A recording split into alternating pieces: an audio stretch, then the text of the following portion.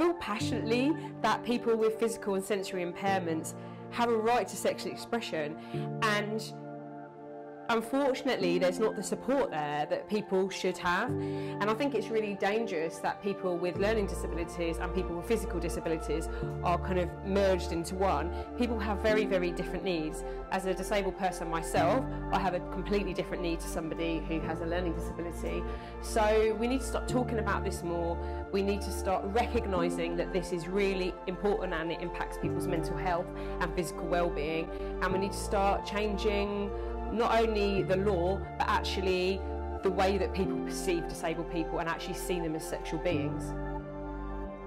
In the LGBT plus community, sometimes you can feel that if you're not a certain body type or you don't look a certain way, then you're even further marginalised and much less desirable than you would be otherwise. And I think disability is a big part of that, which is why a lot of disabled gay people maybe don't necessarily feel as much a part of the community as they should do. Sex and relationships education is now compulsory in all schools, but there's not actually been any evidence to show that teaching resources are inclusive or that they even represent the issues that disabled young people face nowadays.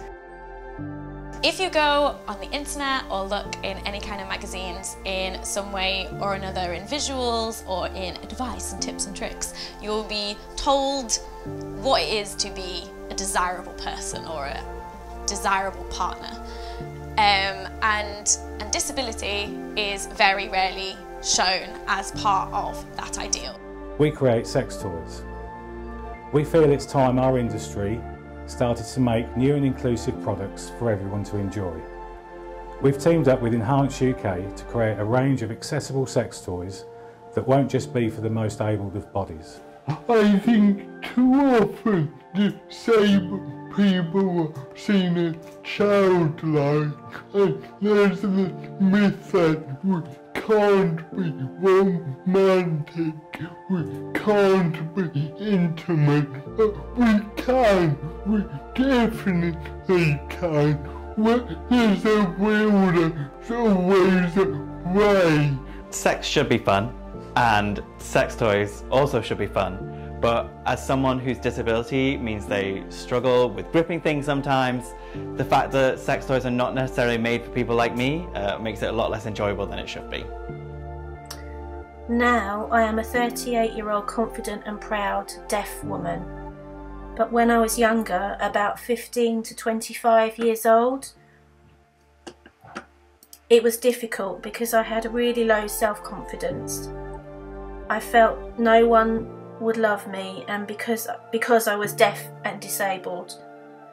I have been sexually abused a few different times by both people I didn't know and partners.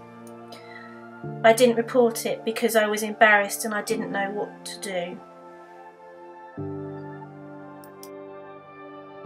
So many disabled people only ever experience any kind of human physical touch when somebody puts on a rubber glove as a carer and they wash them, and it's a very practical exercise. It's not okay. I'd be really interested in being able to actually help design a sex toy that actually helps people who have problems with grip, who have problems with dexterity, so that they can enjoy sex just as much as everyone else. Sex is something that we all have the right to enjoy, and in fact orgasm promotes both physical and mental well-being.